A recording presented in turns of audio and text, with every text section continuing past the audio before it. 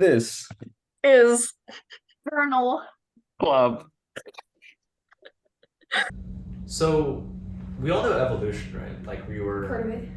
yeah, we were all like primates before, and then we became humans. But when on that scale of primitive to modern human, do you think you could define we turned human?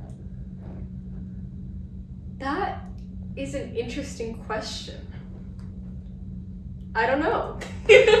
But it is interesting to consider, like, do you think there's a definitive point? It's like, oh, here we turn human, or is it just a gradual process? Like, oh, here we're 50% human, here we're 75% human, Well, here we're probably fully that. human. It's like what we learned in calculus. Like if you have one point not human, another point human, considering evolution is a continuous function, and there it's has to be- differentiable at every point. there must be some point in the middle where we can definitively say Yeah. not human to human. Right.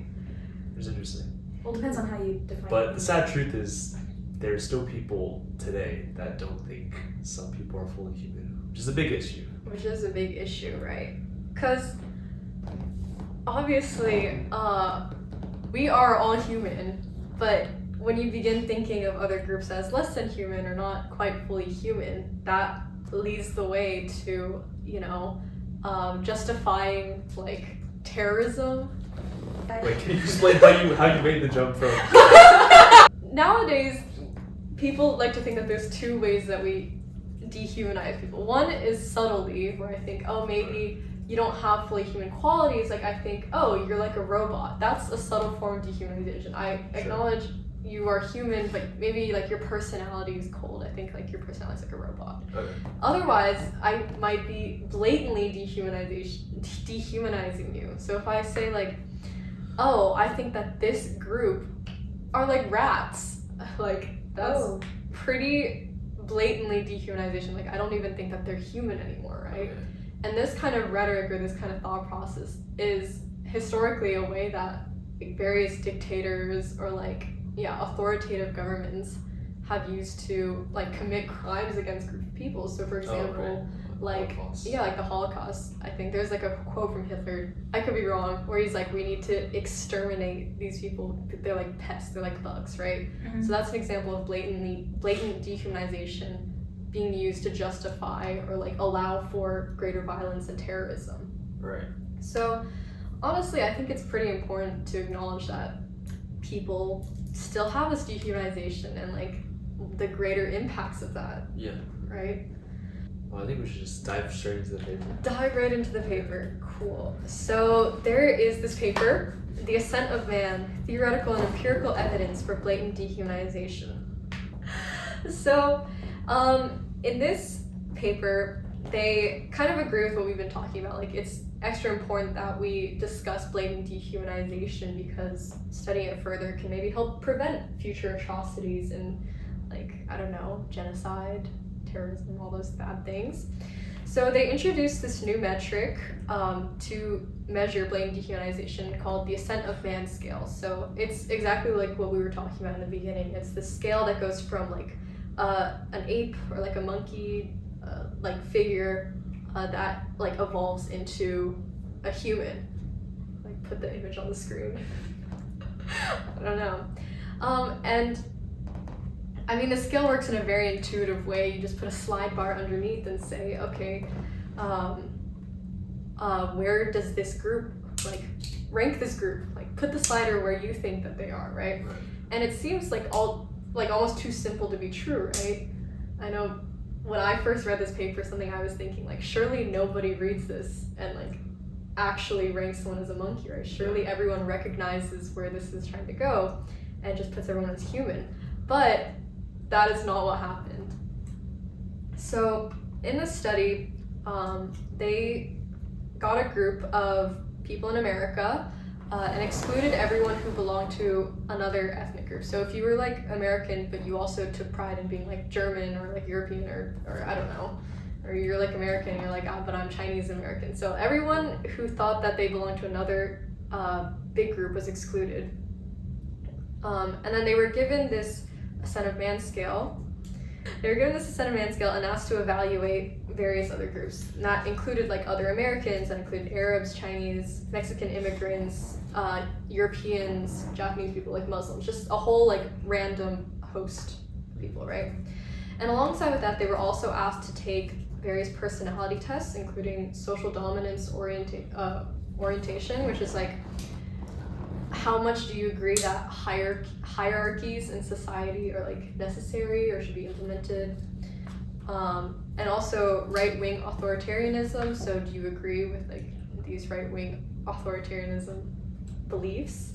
And also they took the Big Five personality test, which evaluates like how much you have these personality metrics, including neuroticism, which is I often feel tense and jittery, extroversion, I really enjoy talking to people, agreeableness, I generally try to be thoughtful and considerate, openness to experience, I think it's interesting to learn and develop new hobbies, and conscientiousness, I keep my belongings neat and clean.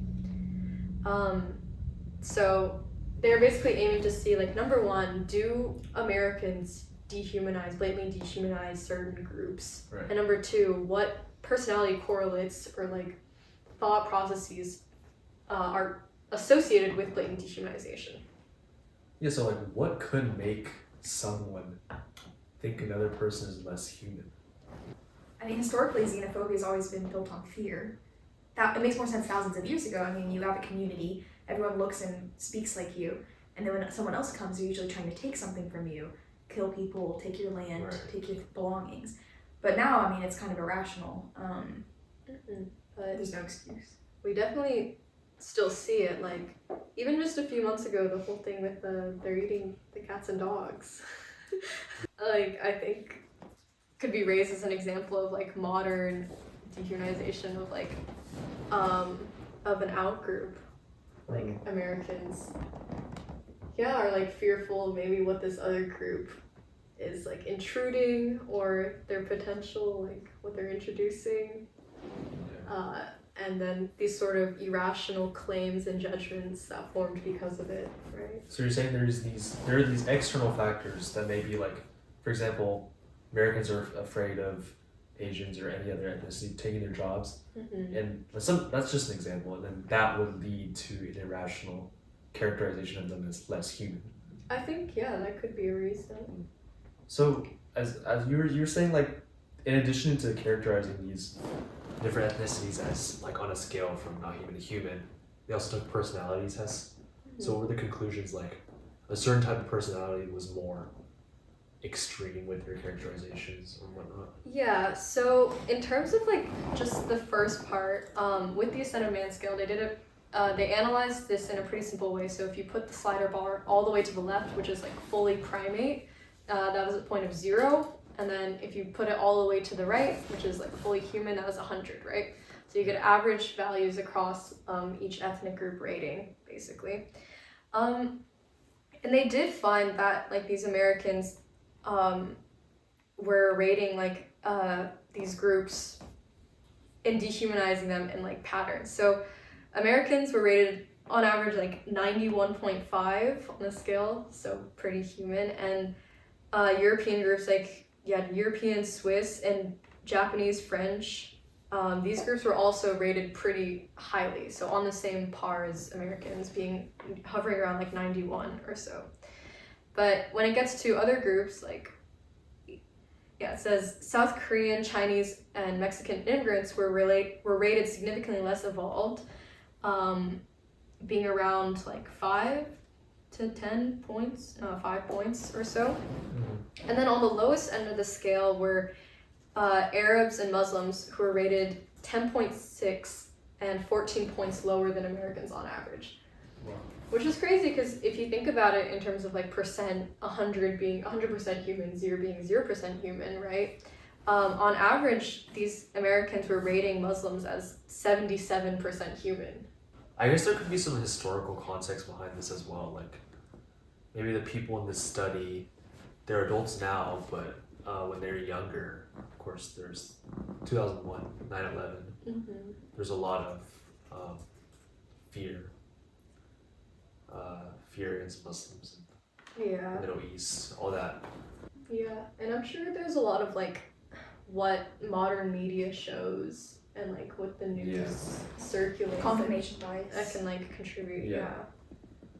Yeah. Like something interesting that the study also showed was the Boston Marathon.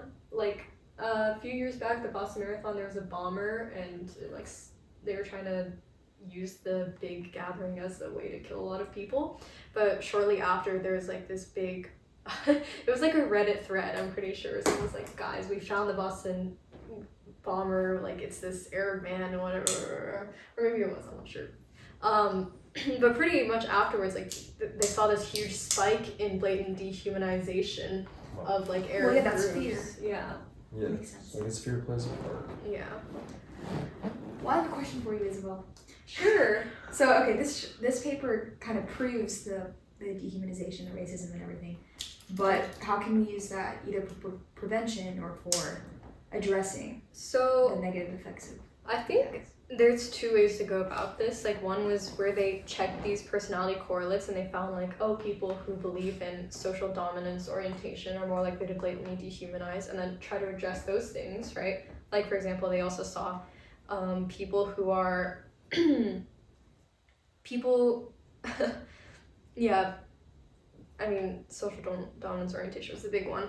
So I'm trying to address those personality correlates, which is difficult because, you know, personality is personality, but also maybe using this as like a measure of, oh, like have this person do this test before and then give them like educational training and then see after how did their results change, right? And we can use this as a metric to see like, oh, what kind of interventions are effective and which ones aren't, right? And what can we implement into society to help decrease dehumanization overall? I think is one way to approach it. Or like it gives insights into which groups to target for these educational practices. Yeah.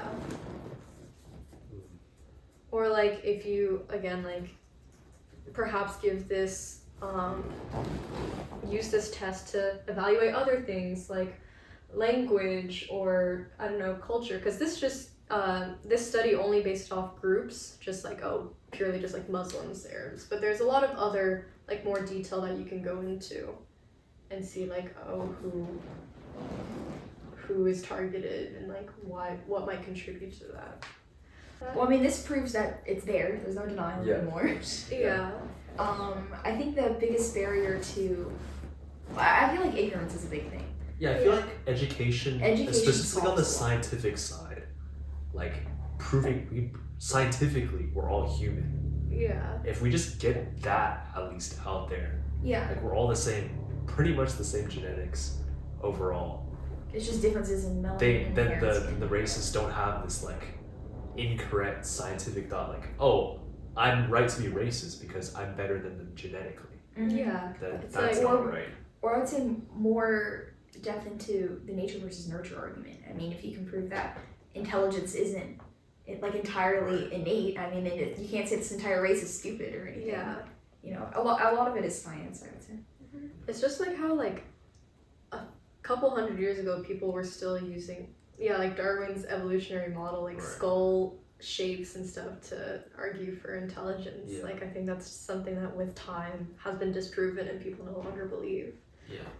I also think like this is just a big thing with like social media, but like we enter echo chambers, you know? Yes. You like tunnel down more and more into your Confirmation beliefs. bias. Yeah. Oh, you just get a bunch of people that think the same thing as you. You put something out there, like, oh yeah, of course you're right. Like, Yeah, it just keeps obviously. going And back then you and never forth, think anyone confirm. has another opinion when you're like the 0.001%. Yeah.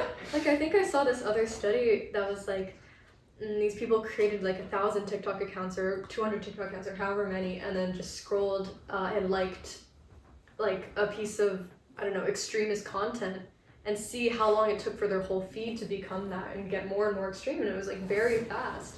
Eventually, like you don't see other sides of like what people are posting or other beliefs. You're just And that's what the news has turned into. I mean, people don't really look at the news anymore, I guess. But news and social media, well, I don't know. But because that's what keeps you in the platform. Yeah, it's just the way the algorithm works. Like, Yeah, it's the way the you just get algorithm more works. engaged, then yeah, they like get more oh, money. I like Yeah. this, and they're like, okay, we'll push 10 million more posts. And we'll make you happy. Like Look, it. you're right. Well, maybe But we it's- can like maybe a way to approach this Too is to bipartisan. have some like try to get some governmental regulations on the ethics of just these extremely Well, where do efficient you draw the algorithms. line?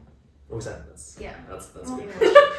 I think the biggest thing is just unbiased, as unbiased as possible sources of this information, but it's hard to achieve. Yeah, so that and just educating the general population. If people don't have this incorrect scientific thought, then what other ways can they really justify their racism besides just I don't like this group? And it Which sucks is- for people who live in more rural areas because I would say you only interact with people that are from your community That's mostly. true. And then if you have maybe you meet someone who's of a different ethnic group or race or anything, and you have a bad interaction with them, then your entire perception of this group of people is warped by Yeah. this singular instance. Like I remember I watched like a TikTok video years ago, when maybe like a year into the pandemic or so, when things were still very bad. It was like this, or no, when people had gone back to school, it was this mom of like a kindergartner, and the kindergartner come home and she was like, oh, like I don't want to be friends with my Chinese, like the only Chinese student anymore because like all this COVID thing, and like her mom had to like intervene and say like, okay, like but you know, a disease is not representative of a person, and that's like not justifiable. So it's like, I don't know. But I think that's where social media can be good, where you can just see the world, see different cultures which you normally wouldn't interact with. Mm-hmm. So it's really a fine line. There's no definite. I'm sure people are trying to figure out what's the optimal. No, we're the only ones considering yeah. it. But Yeah. just be mindful Be of mindful. what you see on social media. Yeah. A group of people are not one thing, Yeah, the best thing and you they can do is hardly ever will be. diversify your sources of information. That's true. If you're learning something maybe about another election, then check different news sources, see what's going on. Stay well educated. Because a lot of biases are unconscious. That's true. And a lot of people just don't want to learn. Well, they don't want to. People hate admitting that they're wrong. That's what makes us human. Yeah. That's true. So try not to do that, maybe. This guy. Have an open mind. No, I'm serious. Yeah, listen to Isabel. Just be better. Just be better, honestly, guys. I mean, no one is immune from dehumanization. Like, everyone has some sort of subtle or maybe even blatant thoughts in their head. Oh, it's interesting. But it's all you can do to counteract There it. have been studies about like. Oh, I'm actually scared. I don't want to say anything that's wrong. But like, you know how people, I mean, in America, kind of generally. Wait, sorry. Generally, like, say that maybe African Americans or like black people are more likely to commit crime or something. But if you look at the rates, it's actually like not true. And it's just, I don't know, it's just really interesting how people create such generalizations and apply them, and that's where it becomes a stereotype. Yeah. But the statistics are out there. I mean, as we try to do, expose you guys to the science. There's a lot. Yeah, it's just fact check yourself before you say something and look like a moron. Okay, Okay. sounds that's, good. Conclusion, do your part in reducing racism. It's real. No. Let's all signing off. Wait, no, we have to go in order. Like, What's the order? Kevin Chen signing off.